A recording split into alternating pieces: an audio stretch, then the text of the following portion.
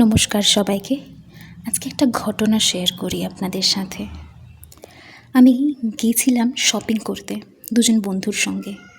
তো রাস্তা দিয়ে হাঁটছি, অনেক গাড়ি দাঁড়িয়ে আছে পাশটাতে। তো দেখি হঠাৎ করে তার মাঝখানে একজন মধ্যবয়স্ক কাকু, আনুমানিক 40 বছর বয়স। উনি নির্দ্বিধায় সম্মেলন করে চলেছেন। উনি দেখলেন যে আমরা কয়েকটা মেয়ে ওনাকে ক্রস করলাম। উনি তারপরেও কিন্তু ওনার ওই প্রক্রিয়াটি জারি রেখেছেন নর্মালি। আমি ভাবি যে আমরা কোন সমাজে বসবাস করছি। হয়তো ওনার বাড়িতে এরকম আমাদের মতো কোনো একটা মেয়ে আছে বা ওনার বোন আছে। ওনাকে দেখে একদমই স্বাভাবিক মনে হলো যে উনি যেটা করছেন সেটা একদমই নর্মাল, এটা পাবলিকলি করা যায়। যেমন ধরুন থুতু ফেলছেন আপনি রাস্তায়।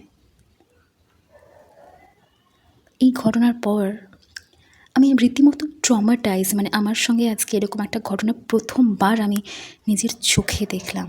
আমরা প্রত্যেকটা মেয়েই রোজই এরম কিছু না কিছু শিকার হই। ভালো লাগলে শেয়ার করতে পারেন। Thank you.